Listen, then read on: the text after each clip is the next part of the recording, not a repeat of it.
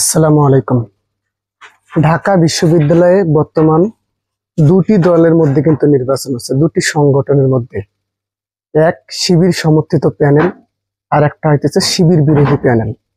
আপনি যেখানেই দেখেন, টক শোতে দেখেন আর নির্বাচনের ডাকসু নির্বাচনের ময়দানে দেখেন না কেন, এখানে দুইটা প্যানেল, এক শিবির সমর্থিত প্যানেল আর একটা শিবির বিরোধী প্যানেল। তো কোনোভাবেই আসলে ডাকসুতে শিবিরকে তারা আসলে জেতাতে দেবে না, জিততে দেবে না। যেভাবেই হোক তারা শিবিরকে থামিয়ে দেবে। এই জন্য মনে করেন বিএনপি পন্থী এক বিচারক হাইকোর্টে এই যে ডাকসু নির্বাচন স্থগিত করে দিল, পরে অ্যাডভোকেট শিশির মনির উনি কিন্তু ওনার কৌশল খাটিয়ে আবারও সেটিকে থামিয়ে দিয়েছে, হাইকোর্টের রায়কে থামিয়ে দিয়েছে। তবে মজার ব্যাপার হচ্ছে এখানে এই যে ডাকসুতে ছাত্র দলের ভিপি প্রার্থী আবিদুল ইসলাম খান, উনি প্রথমে যখন নির্বাচনটা স্থগিত করে দিয়েছে, সেই হুঙ্কার দিচ্ছে যে কোনো ষড়যন্ত্র নির্বাচন থামাতে পারবে না, কারো ক্ষমতা নেই নির্বাচন থামানোর। পরে যখন আবার অ্যাডভোকেট শিশির মনির উনি কৌশলে হাইকোর্টের রায়কে স্থগিত করে দিয়েছে, নির্বাচন ৯ সেপ্টেম্বরই হবে, তখন আবার ফির আবিদুল ইসলাম খানের কৌশল দেখেন।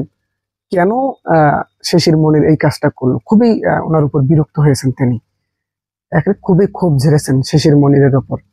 তারপরে মনে করেন সেরকম ভাবে ওনার বিরুদ্ধে বক্তব্য দেওয়া শুরু করেছেন। উনি চিহ্নিত একজন জামাত নেতা, তো উনি তো এখানে ডাকসু নির্বাচনটা যাতে হয় সেই ব্যবস্থাই তো করেছেন, তাহলে সেখানে আবিদুল ইসলাম খান রেগে গেল কেন?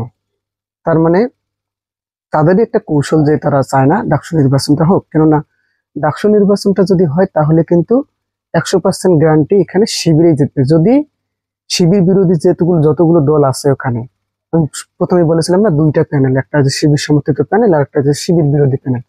তো ওরা শিবির বিরোধী প্যানেলটা যদি সবাই যদি এক হয়ে যদি জোট গঠন করে, তারপরও ডাকসুতে শিবিরের বিরুদ্ধে কেউ জিততে পারবে না। তো তারা কিন্তু ভালো করে এটা বোঝে, এজন্যই কিন্তু তারা চায় না ডাকসু নির্বাচনটা হোক। তারপরের ঘটনা যদি লক্ষ্য করে দেখেন, একজন আহ বিকৃত মস্তিষ্কের মানুষ, উনি ওই যে যিনি রিট করেছেন এস এম ফরহাদের উপর, যে উনি ছাত্রলীগের নেতা ছিলেন, আহ ওনাকে একটা হুমকি দিয়েছেন, আপনারা এই বিষয়ে অবগত আছেন, গণধর্ষণের হুমকি দিয়েছেন। তো এটাকে এখন ছাত্র শিবিরের নেতা বলে তারা কিন্তু ছাত্র দল চালিয়ে দিয়েছে এবং বিক্ষোভ মিছিল করবে, করতেছে, এই করতেছে সেই করতেছে, মানে যে করে হোক শিক্ষার্থীদের কাছে, সারা বাংলাদেশের কাছে ওনাকে প্রমাণ করতে হবে যে উনি শিবিরের নেতা। অথচ এস এম ফরহাদ কিন্তু নিজেই ভিসির কাছে গিয়েছিলেন আইনি পদক্ষেপ নেওয়ার জন্য ওই ছেলেটার বিরুদ্ধে, কিন্তু না, এরা কেউ আইনি আসলে পদক্ষেপ নেবে না, কিন্তু ওনাকে শিবির, ওই যে শিবিরের উপর দায় দিয়ে দাও, এভাবে কিন্তু আসলে শিবিরকে একটা দমানোর প্ল্যান চলতেছে। এবং আমার মনে হয় এবার যে প্ল্যানটা তারা হাতে নিয়েছে, বাম রাম এখানে যারা আছে, ছাত্র দলও তো এখন বাম হয়ে গেছে, আপনারা জানেন, ওরা এখন বাম সংগঠনের কাছাকাছি প্রায়।